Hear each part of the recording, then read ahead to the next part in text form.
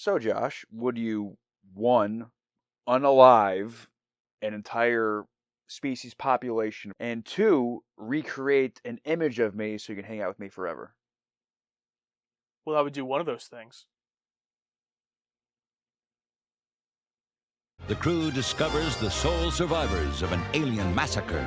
The attacking force spared you for some reason. They're guarding a dark secret. Just gave it away. A threat that's attacking the Enterprise. Commence rapid fire with all weapons on full. On Star Trek, The Next Generation. Literally just, not the entire twist, but a portion of it. Like, okay, well, he's not human. We just watched the opening teaser, which we started doing before these discussions, and they kind of spoiled that the one dude, Kevin, was kind of an omnipotent being that can transport himself. I mean, I guess if you're not really paying attention, you think he just phased out, I guess. But while it happens, it says they're hiding a secret. So this one is called The Survivors. And I guess that's what it's all about, really. There's no B story in this one much. Definitely an interesting narrative, but it lets us sit in the mystery of what's happening and doesn't give tip our hand too much. Maybe on a second rewatch, we can look back and say, "Oh God, yeah, it's painfully obvious." Because I love that. I love not knowing what's going on. We're on the same page of our characters. Maybe even Picard is ahead of us, where he's kind of got it figured out, but we don't. Number one, I have the distinct impression that we're being toyed with. This one is directed by Les Landau. I hope I'm pronouncing that correctly. He's directed a couple other season 2 episodes, I believe. Written by Michael I. Wagner. But I think overall, before we dive into all the specifics, I enjoyed this episode. Yeah, it was definitely a good one. I definitely enjoyed the direction. There was a lot of really cool shots and moments that separated this from episodes we've seen in the past. People have said that season 3 has, a new, different, updated feel, and I can definitely see that, especially in this one. Not only from a budget standpoint of having these on-set locations, more matte paintings, more guest characters, but also the stuff like with the camera work and the focus shots. One of them I really like is when Data picks up the little ballerina thing that plays the song, and it shift focuses so he's blurred in the background and it shows it in the foreground. There's a lot of cool shots like that. Obviously, the one with Troy when she starts to hear the music and them drowning out the conversation in the background. So a lot of cool editing work there. They won't come to the ship. They were adamant about it. We'll do what we can. In the meantime. And the story itself, I was very interested with, like you said, not knowing what's going on until the very end. Is it a bit expositional at the end? Yes, but it's for the benefit of the episode to be interesting. I feel like it needed to be, because towards the end, I thought for a second they were just going to end it. It's like, well, who is this guy? I kind of guessed it was a Q, and in a way I was right. Instead of a Q, it's A Dowd. a Dowd. Yeah, he has the power to wipe out an entire species, and the fact that this Dowd guy exists is terrifying to me. Like, is there more of him? Is he more powerful than Q? Can Q wipe out entire species if he wants to? Like, if all these beings are out there in the world, I feel, how is there even a world? I mean, it's scary, especially if one does break like this guy did and wipe out entire species. Well, I really liked that it wasn't a Q or any association to Q. I like the fact that there's these other huge, powerful beings, because maybe the reason there is the universe and it hasn't gone crazy is because these powerful beings know that it's not just them. There is Q. There is that being that we met last season with the face. Oh yeah, yeah, there's yeah. different versions of these powerful beings. Now we have a Dowd, where if Q, for example, did try to take over the universe, Thanos style, he knows there's other powerful creatures out there. So I like that. It kind of mixes it up, and it reminds you just how small, humanity is in the grand scheme of things. So I enjoyed that. Similar to like a TOS episode where they just dump everything at the end and figure it out almost. Yeah. The rest of the episode, though, was still very interesting. It was funny seeing this TNG crew now down, not only on a location, but just in a house, just on a house set and talking to this couple. I'll make everyone a nice cup of tea. We have lovely tea here on Rana. It's so weird to seeing them in their fancy new uniforms just on location. So our two guest stars are played by John Anderson and Anne Haney, who play Kevin and Rashawn Uxbridge, and they're just an 80-year-old couple. Everything feels fishy. I just find it interesting that Picard's like, no, something's not right. I want to stick around and figure this out. They didn't leave because they came there because it was a distress call. And they go there like, no, everything's fine. Get out of there. But Picard's like, why are they the only ones alive? It's weird how they're like, oh, everything's fine. They didn't just dip. Like he needed to like, what really happened here? Because it almost ends the same way it began. They just know more information about why.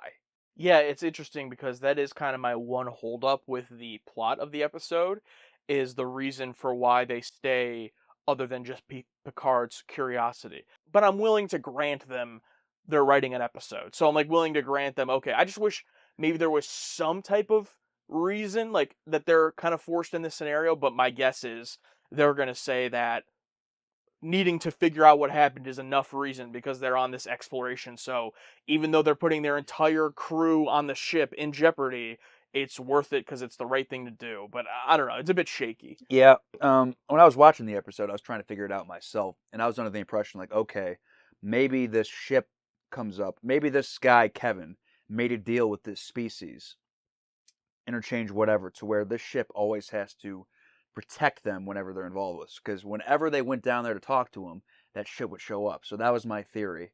I did not guess that it was all fake. I mean, I thought that Kevin had some type of deal or mental connection with this alien species or this ship. Not that it was just all created by him. So I'm glad that I was not able to figure it out. That's always nice. But as much as the twist with Kevin was shocking to me in terms of what we learned there at the end, I thought the twist with the wife, with Rashawn, was the best part because it recontextualizes the whole episode. He's never talking to this woman character. Every time he's Picard or anyone else is talking to her, they're just talking to Kevin or Kevin's creation of her, right? And I'm thinking she's just overprotective, loves her husband, is loyal, but no, it's because she's literally not real. I love that it's able to recontextualize it, but it wasn't obvious on the first time through. So let's talk about the Troy element of it. First of all, new outfit. Here's this music. We get several cutbacks to her, basically freaking out because she can't get this out of her head. And I thought it was like, oh, this is a nice, new, interesting thing. We haven't seen this yet from Troy. And then it's revealed at the end that Kevin was doing it to basically take her out of the equation. I think I was okay with that a little more than you. You had a bit of a problem with it. I wanted the better button to end it besides Kevin standing over her bed and saying, oh, yeah, I took it away now. One scene I liked, Picard asked Worf to do like a survey of the planet and the surrounding ones. Is there anything around? A search of the Ranian system has determined that the hostile force that attacked this planet is no longer present. I will stake my reputation. The ship comes back again. Like, oh, I must have came behind that planet. Picard looks at Worf. Sensors indicate no spacecraft in the vicinity of Rana 4. But, Captain... Forget your previous error, Mr. Worf. There is no way you could have prevented it. That was kind of a little clue to us that Picard was figuring it out. This isn't real. Like, you wouldn't have known. Yeah, like something's going on. More of a philosophical episode, more of like a thinker, I guess, once you figure out what's going on. I mean, up until then, it's all about what is going on. But once you find it out, it's like, it makes you think for a while. It's pretty wild. And it had kind of a Twilight Zone-esque feel to it where, you don't know what's happening the whole time, and then the reveal at the end, does it hit or not? And I think it did hit in this one. It was good. It did, yeah. I didn't kill just one Husnock or 100 or 1,000. I killed them all.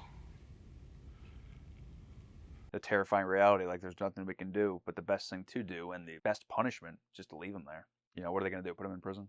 He's God. I mean, he's a God pretty much. We have no law to fit your crime. What I'm excited for is that I think this episode might be just like the baseline for this season. And if they're this good just at that baseline, that's really exciting. Maybe I'm wrong. Maybe this is praised as one of the best. I don't know. Which in that case, it was good. I wouldn't say S tier probably. It was good. Yeah. So I'm hoping this is the baseline. I just find it interesting that the possibly best God character episode, the God's name is Kevin.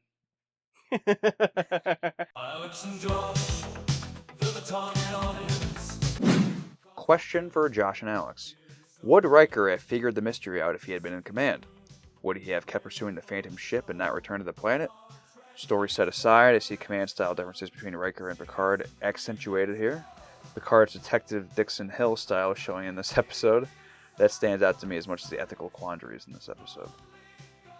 That is a good question. Picard has always been the one to sit back and take in the situation and say, wait a minute. Correct me if I'm wrong, but I believe Riker was the one who was gung-ho and going after that ship. Yeah, I definitely think this is where Picard's experience comes into play. Also, great point pointing out the Dixon Hill comparison, wanting to solve the mystery. Yeah. Because I absolutely think Riker would have...